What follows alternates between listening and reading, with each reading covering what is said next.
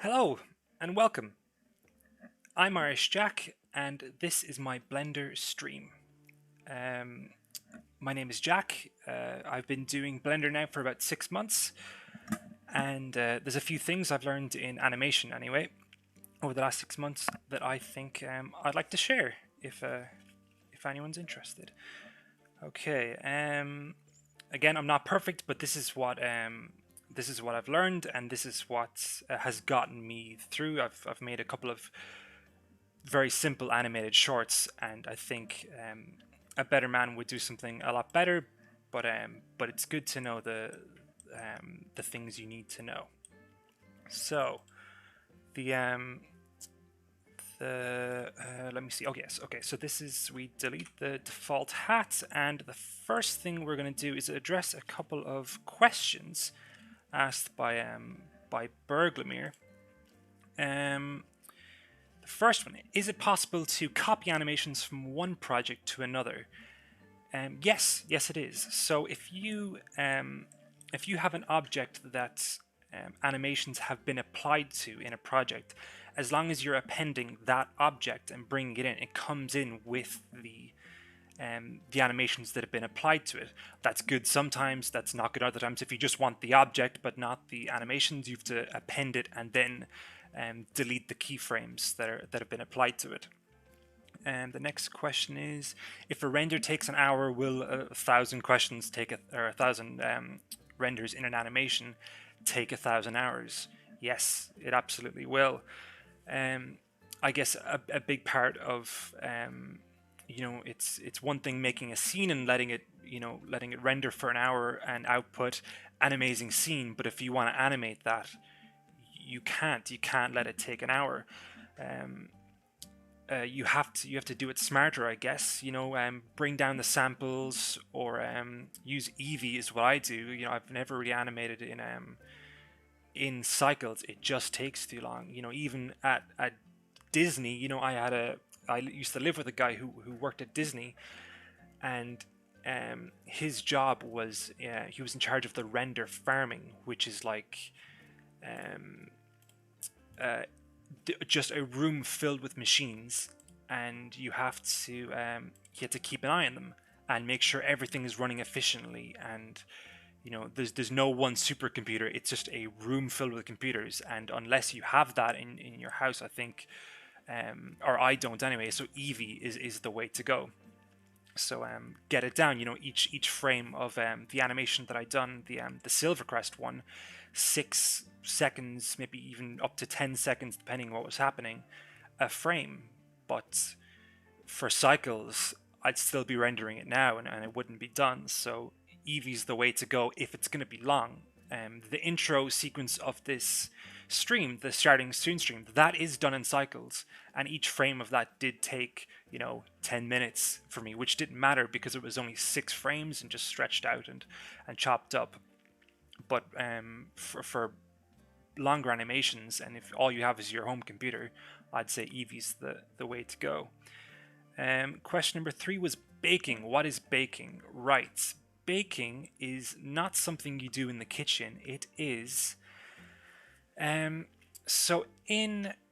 Okay, let's just do a little animation first. So down here we have at the bottom our timeline. If you don't have it, you pull out another window like this, and you say I want it to be the timeline, and that's the timeline there.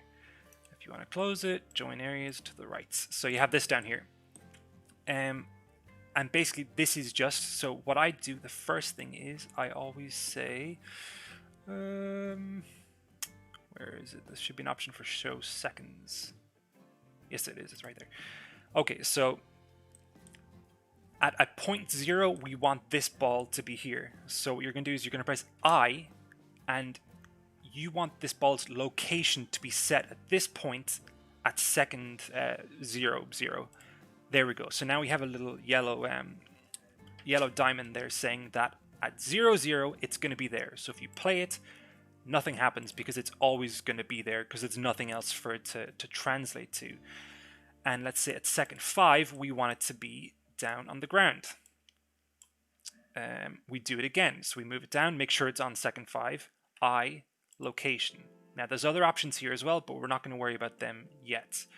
So now if we go back to the start, we press play, and it goes down. It fills in the gaps. So you don't need to add every single step, just fill in the gaps. Now, so that's pretty much what I do for animation. Baking is if you wanted to do that differently.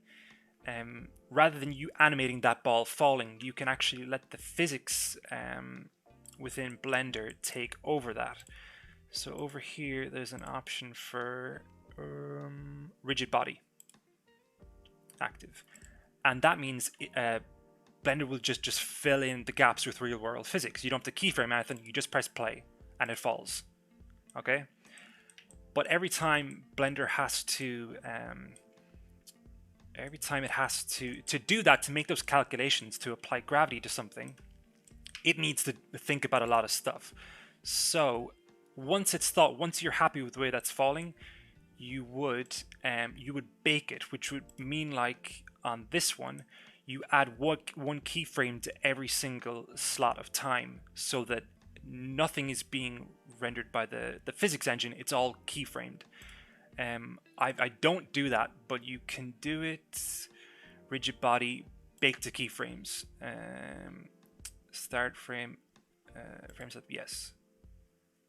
And that might take a second now to do. But now what it's done is it's keyframed every single frame of this. So it's given it an actual definite position on every single one. So now when I press play, it doesn't have to do the physics simulation. It's just the way it is. Who's in the chat? Burglamir's in the chat and Kai-san's in the chat. How are you doing? What's the crack? Like what JB says, what's the weather like where you guys are today? Hope it's good. It's muggy here today. A little bit. Looks like it's gonna start pissing rain, but it's a good day to be inside and learning Blender. Okay, so that is baking. So really, I don't do baking. You know, it's good for some stuff. I'm sure maybe down the road I'll get to it. I think for cloth simulations, it is very useful. We'll get to that at some point. Okay, so that's number 3, baking. Do I have to rig everything? No, you really don't. So I didn't have to rig those things to make them move at all. It's a different way of animating. I think if you just have an object that needs to move or rotate or scale, what I've taught you so far with the eye, location, rotation, scale, that really is a lot of moving objects. If you're moving a car, that'd be the way to do it. If you want to spin a wheel, that's the way to do it. So that's that. Number 5 was different speeds of an object to move. Yeah, okay, that's the kind of same thing. So, yeah, you can add in another object, a cube, that's moving in the same direction as this one, but not as fast. Keyframe the location, and we can actually do as well. So when I click location and I keyframe that location, that just means that at 0, 0, its location will be there. It's nothing got to do with rotation or scale. If you wanted to also add a rotation keyframe, now both rotation and location are... oh yes, okay, I'm looking at the chat now. You meant textures. Okay, I don't know anything about that, and I've gotten on all right without knowing that, but maybe that's something we could look at next time. For textures, cold, it's cold, where you are cold AF, right? Good. Anyway, so now that the let's go to second 5, and we can move it over here. We can add a location keyframe. So now between there and there, it'll just play like normal. But if I go back to that second now and I rotate it like this, and then add a rotation keyframe, that's going to save that point's rotation as well as location. So we go back to second 1, it's not only moving, it's rotating as well. And then scale is just the same. So if you wanted it not only to be moving in that direction and rolling in that direction, but also getting bigger or smaller. The trick is on the first one, you have to say that I want this to be the scale at the start, and on the last one, you say I want this to be the scale at the end. Scale, and then we go. Not only is it rolling and moving, but also shrinking. So that is that's really the very basics. Amandine is in the chat. Hello, Amandine. How are you today? How's it going? How's life treating you? Okay, so that's the first few things. Right, I think what I'm going to get into now is I'm just going to make a simple dude, a simple guy. And if you want to follow along as well, that would be perfect. But you can just watch as easily. Add a couple of these. Add this thing. Pull that out. Right, this is going to be very simple. That's his head. That's his hands. And same on the other side. I can do better things than this. But just for today, this is just a little bit quicker. I should have had a this is one I made earlier, but maybe it's best to be a bit more realistic about it. Okay, so this is my guy. Okay, blocky. Right. So usually if I'm making a character, I try keep it as the one object. Really, it's a bit easier to manage. Okay, so sorry, Burglar was saying, how would I speed up the cube rotation at halfway? Okay, well, okay, we can just move this guy to the side for a second. So you just add in more keyframes. So I want the location of him to be there at that point. At 2 seconds, I only want him to get here. You know, he's going a little bit slower at the start. And then over here, he sees something behind him and he wants to get away fast, which means over the next 2 seconds, he's going to move a lot more. So now he's driving a little bit. Oh shit, he sees the bad guy and he bombs it. And that'd be it. I think that's the answer to your question. And you do the same with rotation as well. You have it rotate slowly to a point and then fill in the rest then when you speed up. Hopefully that's answered what you're saying.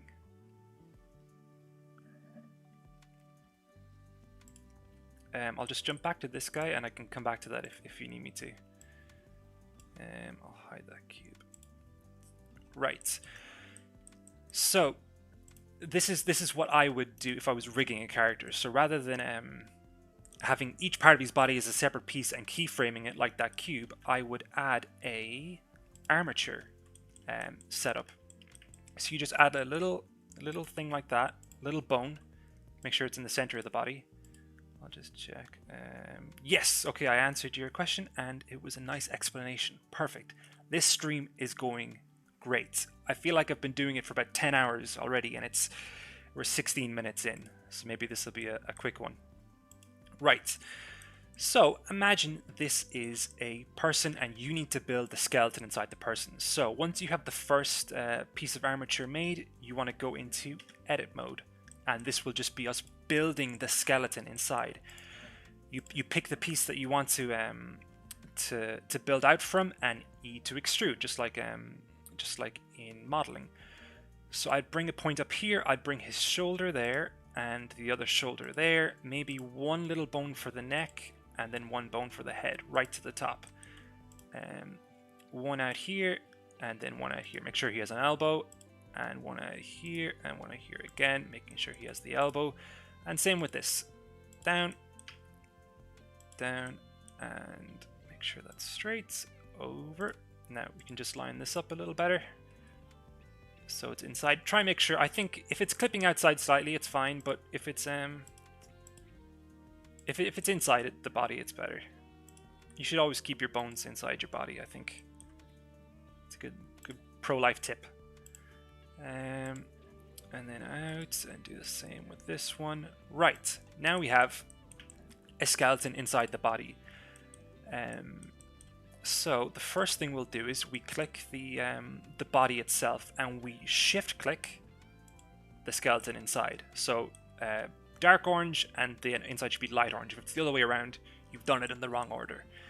Then we're going to do P. Nope. We're going to do Control P, and we want to parent it like you would, but we're going to parent it with weights, which means that the bones will have influence over the mesh of the object itself. So now you don't tab into edit mode, you go into pose mode, which means hopefully yes. So now, okay, see this kind of pinching here? That just means because we don't have enough geometry on the original thing, but it's fine. We're going to get the idea of it. So now, in the very same way as we animated that ball at the start, we are going to animate the movements of these. Really, if we're animating the movements, we only need to worry about rotation, because really you shouldn't be scaling this, and moving it should be done to the actual mesh itself afterwards. So we can do, I'm trying to think of a nice simple animation to do. Also, it's parents. When you're moving the object, you don't grab the mesh, you grab the skeleton. And we'll bring him right up so that his feet are on the ground, like that. Okay, and back into pose mode, and we will do a jump. So we can say at second 0, A for select all, I for the keyframe menu, and rotation. So that means at this exact point, this is the position he's going to be in. Maybe he might take maybe a second to bend down. So what I do is I do this. There we go. Which grabs both of the top ones and rotate them, and do the same to the bottom, and make sure it's kind of in line with that center x-axis, and this here, and flatten his feet out like that. So, and then select then the ones that you've just moved, I, and rotation. So now this is where they're going to be at that time, and that's where they're going to be at the first time, at 0.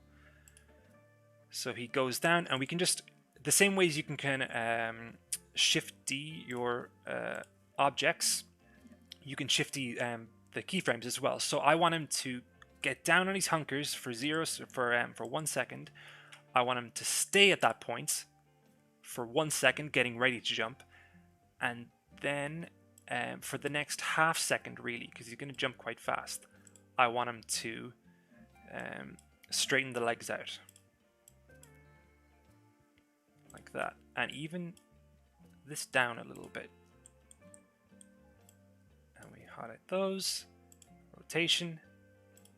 So he's going down and he jumps, and then he'll land maybe here. And you can just copy that first keyframe again and put it at the end. So he's up and he lands. Maybe we can add like a little, to show the effect that he's just hit the ground again. Like this. Those 3. Rotate, and then I'm going to throw this one right before again, because he lands and then he kind of crunches a little bit and then back to his feet. So up, or jump, and then land. Okay, it's not perfect, and there's a bit of kind of finessing you'll have to do. So I would say now he's standing, and when he bends down, okay, let's just make sure everything's keyframed at that point. So when he bends down, really your whole front of your body kind of goes with it. Rotation, and then when he jumps, where is it here? When he jumps, that's going to straighten out again, almost back a little bit. And we're going to bring this one over a little bit too. So when he jumps, and he's going to land again around there. This is a lot of fine tuning, and I've gotten this good after 6 months. So there's a bit of a learning curve to it. And we're gonna just put this one back at the end. Right. So that's the movement animated. I'm not gonna worry about the arms yet. Now, the next thing we're gonna do is the actual positioning of this in space. So that's just the rotations. Thank you, Berglamir. That's just the positions of the rotation of the body in relation to itself. But the next thing we have to do is the movement in relation to the space around it, I suppose. So with this selected, we go I, and we say at 0 second, I want this to be the location of the whole thing. We go forward to when he's kind of crouching, which is there. Oh yeah, 1 second, and we bring him down.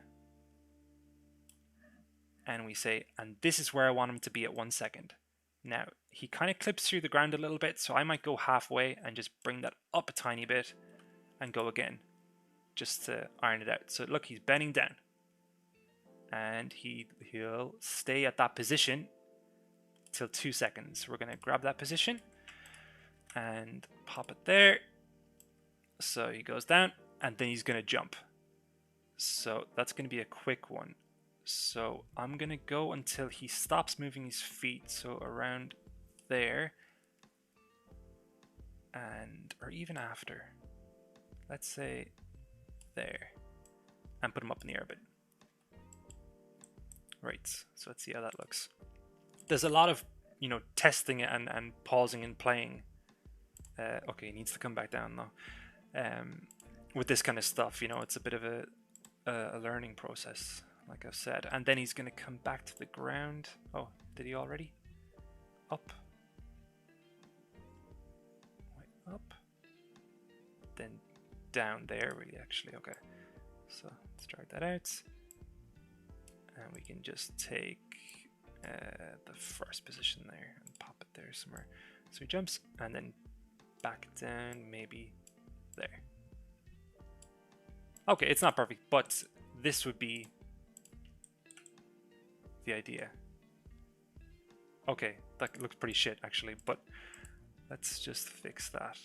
He comes back down a bit fast, is the problem. See, this is why people do motion capture. Okay, that's not that bad. If you wanted, then you would grab the you do the arms then, kind of do one bit at a time. I'd say legs first, then arms. Make sure you're not in edit mode and you're in pose mode. It's less than a jump. It's less a jump than a stomping spider. Exactly, it's stomping on a spider. He's trying to kill something.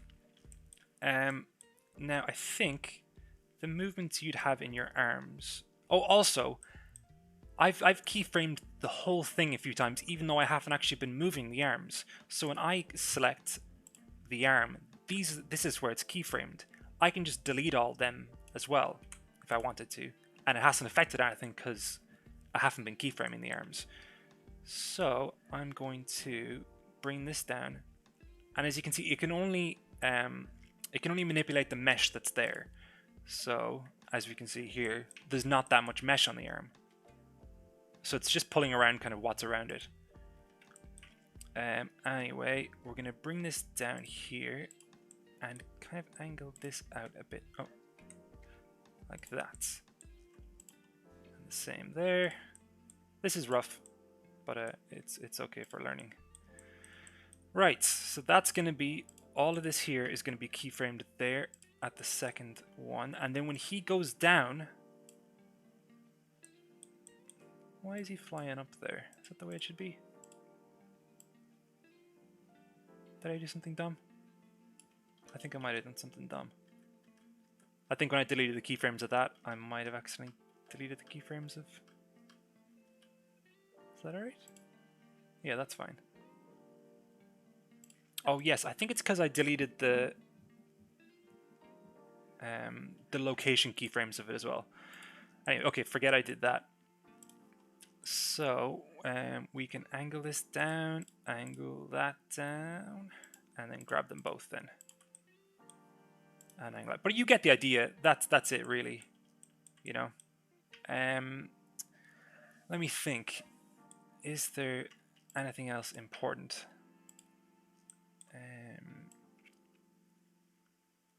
Okay, so let's say for there, you'd kind of be angling your arms back a little bit. Rotation, and then when he jumps, he's going to swing them forward a lot, like that. And then keep them in that position till about there, and then back to there, and then just kind of. And also with this, you can Alt R to remove all translations of rotations. So at the end, I want him to be with these arms out like he's just landed it perfect. So Alt R will put it back to the way you got it in the first place, and then I and save that rotation. Let's see if this looks like it did in my head at the start. And so we can turn off the skeleton, and okay, not that, just this. And we can give him a little platform to stand on as well. And we can give him a texture. Let's make him kind of a mid-green, and let's make the ground a nice red. There we go. And also, if you put him back at the starting position, okay, that looked a lot better in my head at the start. Okay, so every single bone setting is saved in one keyframe. Is there a possibility to manage and edit them separately? Yes. You know, like, yes, exactly. Yeah, so what you can do is, let me just understand that question again. Every single bone setting is saved in one keyframe. So not all of the bones, you know, like, so I haven't really been manipulating the head's keyframes, say, so that's not saved with everything else, you know, just the ones that you're moving and saving the rotation, they're the ones that get saved. You can do the other ones separately. That's kind of what I was doing here. Is I'd worry about the feet first, get them moving fine, and then I worried about the angle of the body, the way you lean into a jump when you go up and down, and then the arms as well. Let's get this down. How short is that going to be? Ideally, maybe we would have had him in the same position at the start as at the end. But no, you can do it all individually. You can. Also, within a... oh yes, okay, I know what the next thing is going to be. I'm just going to write that down. Called shape keys. Right, and I think I'm going to bring in my robot for that, because he's going to be a little bit better. So I'm just going to move this guy to the right. Okay, yes, so if you have... This is a thing to learn. If it ever looks like this, you've done something wrong. So you need to be moving the actual armature itself, not the mesh around it, because it's still parented to it and still being manipulated by it. So make sure you're grabbing that and then that. You know, you don't need to grab the actual mesh; it's parented to it, like that. I'm going to find my robot. I'm not exactly sure where he is.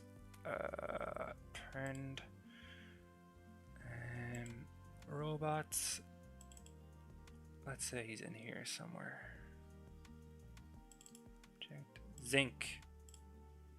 Perfect. This is him. So now, like you asked earlier, when you bring in an object, he doesn't seem to have his body with him. Where's his body? It's not there.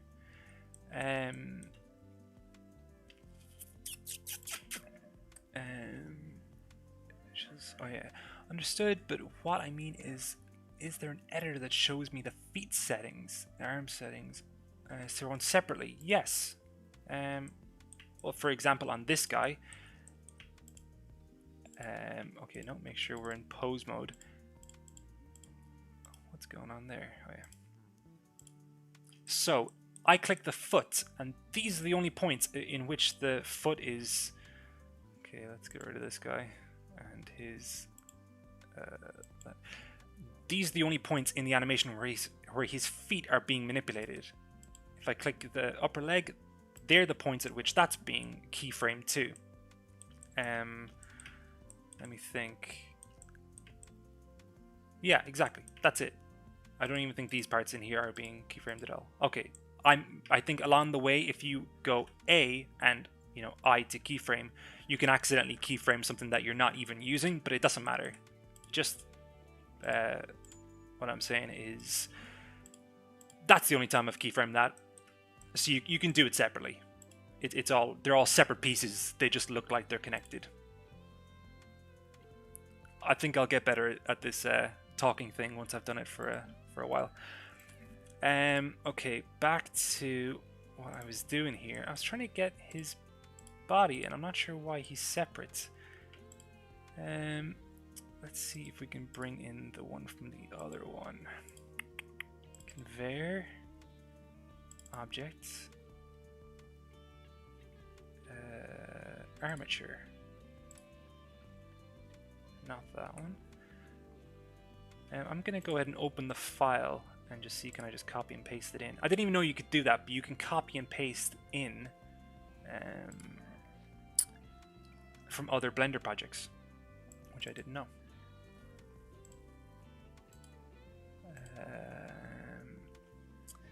Great and funny. Is there a window where I can I guess, where I can all different keyframes? Where I can see all different keyframes of the individual bones at the same time. I'm asking because I think this would help me align individual animation steps. I'm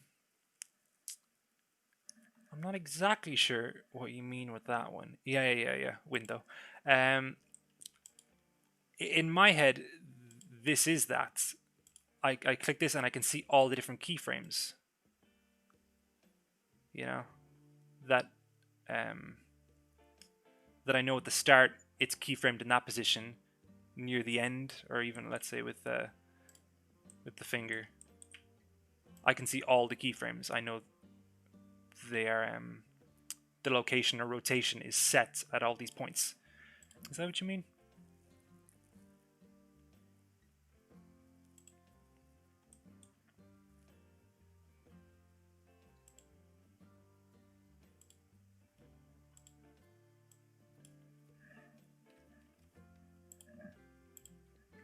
Okay, I'm gonna delete this one. Let's keep that. Go into this node, delete, and then paste in. Okay, here he is. Perfect. This is Zinc. This is from an animation I am working on with the guys in the Discord group. Maybe this isn't. I think one thing that I found with the Silvercrest animation is that I spend a long time on it, and it was only maybe, was it not even 10 minutes? You think of how much work the guys at okay, they think the amount of work that the guys at Disney have to do for seconds, and it one person not very skilled still takes it took me maybe 3 weeks of kind of like every evening and up most nights, and like the voice work, syncing it up with the mouth movements and stuff. It takes a lot of time. Right, so this is Zinc, and it's pretty much exactly what I'd done over with this other guy, but just a little bit more complicated. So I built the hands, and I put the skeleton in through the fingers, and then when it parents it, it gives you movement of the actual fingers itself. I'm gonna take him back to here, and I'm just gonna delete all the keyframes. And right, so this is him raw, nothing keyframed, nothing whatever. So what I did was I built him, and then I just wove the like you would have in your own body, the skeleton, and then bound it to it.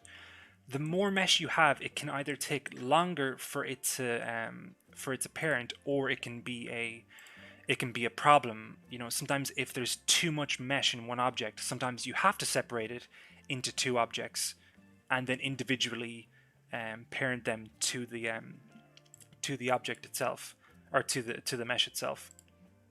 So, and the last thing I think really that I know that I think is useful is shape keys down here. Okay, so we're gonna have it like this and show you the color, and this is him. Now, as you can see on the inside, I don't have any, I just have one bone in the head. I have nothing controlling the eyebrows or the mouth or anything like that. One bone.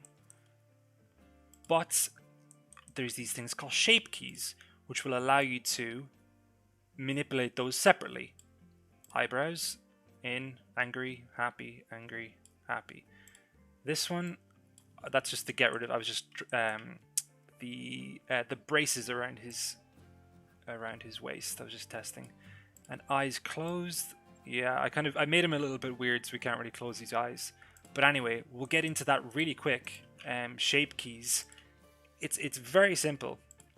So you have your object. It can be as complicated as this or as simple as that. And what you do is you shape keys, you in your object data properties, you create a base. So this is what the default of this object is going to look like. Then we're going to add in the variation, and we're going to call this skew, let's say. And it's where instead of moving a skeleton, you're actually moving the geometry itself manually. So I'm saying when it's selected on skew, I want this to go to that position. So now we're on this is what it looks like there, and when I click this, it doesn't go, but you increase the value to shift it in that direction. And that's what I'm doing here with the mouth. I'm saying value 0 is mouth closed, value 1 is open. So even if you just wanted to say, yep, that's fine, no worries. Okay, that's not the best way of explaining, but... And then in the same way, you keyframe these. So at 0 seconds, I want this skew value to be 0. So on this here, when you're hovering over it, you click I. It goes yellow because it's keyframed, and you get your little yellow spot here as well. And you go to 2 seconds, and I want to say after 2 seconds, I want it to go to value 1. And you have to keyframe that as well. Back. And it does that. You can have it go halfway, like I said, if he was just a little bit angry or he just wanted to open his mouth a little bit, you can just go to 50% or 100% or whatever. You could do that with the whole body if you wanted to, but the skeleton is just way better, I think, for that kind of stuff. It's for the smaller stuff that you wouldn't want to be adding a little skeleton for his eyebrows and for his eyes open and closing and his mouth and that kind of stuff. So that's keyframes. It really is. It's quite simple. I think it's more how you'd want to use it in the end. The more and all these things work together. You can have something. You can have this guy that is talking. Where is he there? So let's delete that. At 0 seconds, his mouth is going to be closed. Hi, there we go. And then open at 1 and closed at 2. As in the same way, we're going to click the structure. At 0 time, he's going to be in this location. And 2 seconds later, he's going to be in that location. So that's using the first thing we learned. And his mouth is opening as well. And this thing is moving. And also, you can have him... you can go into pose mode. And say, right, at 0 seconds, he's going to be in this... All his bones are going to be in this position. This rotation. And then his hand's going to raise up. Like this. You can even rotate as well, like around it, so he's facing that way. bring it forward a little bit. Right, these two, keyframe them there. And then, where are we? We're gonna put that there. He's waving. And he is waving like that. Okay, and with this as well, you can just copy these two, you know, his hand in one position and in the second one, and just Shift D them and bring them forward and bring them forward and bring them forward, you know, and he'll keep waving. So hands up, and he's waving, and he's moving, and you could do the leg stuff as well if you wanted. Right, I think that is, I think that's a good start. Maybe, or a good finish. But I will leave it there for today. And I don't know what this should be. Maybe it should be like yeah, maybe more questions. If you have any more questions about anything that I know that you don't, or maybe something you just want to cover or work together on. I don't know. If you've got any ideas, just in the Discord group, I can put it in the description maybe. There's an ideas channel, and just put some ideas in there. Or any questions? I don't know. If you've seen anything in my animations that you want to know how I done or anything like that, just ring the bell. Right, I think I'm gonna end that there now. And Zinc is saying goodbye. There we go. A little bit creepy. A little bit sad, but that's it. That's me. Okay. Thank you very much for watching. Maybe next time. Maybe if there's a next time, we'll see. Thank you very much. And I will see you soon. Bye.